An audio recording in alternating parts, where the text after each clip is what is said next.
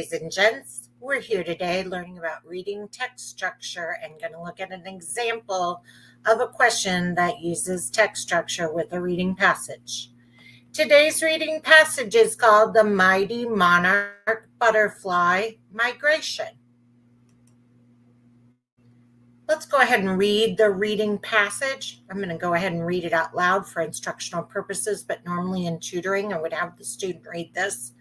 The mighty monarch butterfly migration. Every fall, millions of monarch butterflies in North America embark on an incredible journey south, one of the longest insect migrations known. Eastern monarchs fly thousands of miles to Oyamel fir forests in central Mexico, where they cluster together for the winter. Along the way, they stop to rest and feed on the nectar. In the spring, these same butterflies start their journey north, laying eggs on milkweed plants before they die. Subsequently, generations continue the migration, eventually reaching the northern United States and Canada. This vital journey ensures their survival, but sadly, monarch populations are declining due to habitat loss. Efforts are underway to help by planting milkweed and protecting their winter homes. This reading passage is written at about a 5th or 6th grade reading level, and a typical question that would be asked about this reading passage is what kind of text structure does this reading passage have? Now, text structure typically has to do with passages that are informational texts. Here it says, which of the following describes the text structure of this paragraph or passage that explains the monarch's journey to Mexico and then their return trip north? Is it a compare and contrast, which is letter A? Is it letter B, cause and effect? Is it letter C, problem and solution? Or is it letter D, sequence? Let's take a quick moment to review what each of those particular text structures are. Description text structure is a text structure that's describing something. Now, we can be very confused about this because sometimes some of these other types of text structures are also describing them. So, if it's describing something and it fits the other things, then we say it's one of the other things titles. If it's only describing and it's not doing any of the other things, then we call it a description text. You will see keywords in description text such as for instance, for example, and another.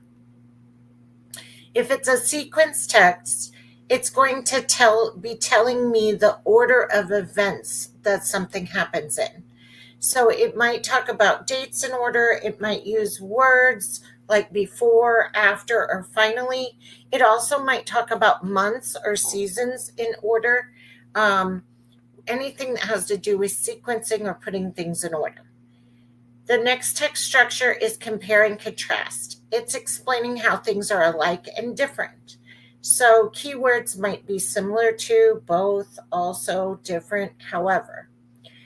The fourth text structure is problem and solution. This is a text structure where first the story starts out telling us a problem, then it tells how the problem can be solved or might possibly be solved.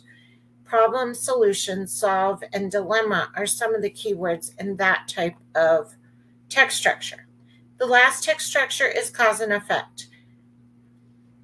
This is explaining why something happened. So there's going to be a definite cause that starts and an effect afterwards. Sometimes you'll even see another cause and effect after the first cause and effect if the text structure has more than one description in it.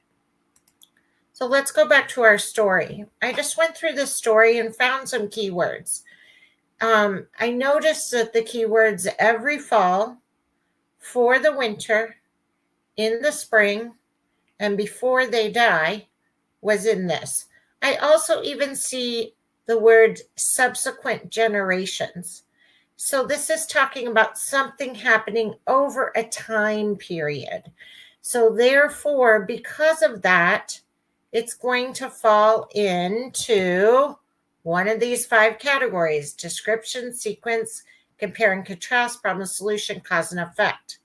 Well, it's talking about and describing something, so it could be a description. However, it's also telling a sequence of time order of things happening. So the best answer is sequence because we don't want to choose description if it ends up being one of these others. So sequence is what we're looking for. So my correct answer is letter D. To review the other text structures, I'm just going to put one more slide up here. You can take your time to read that by pausing the video. It just gives you a little bit more information about or a different way of describing those text structures. Sequence is also sometimes called chronological, so just wanted to let you know that.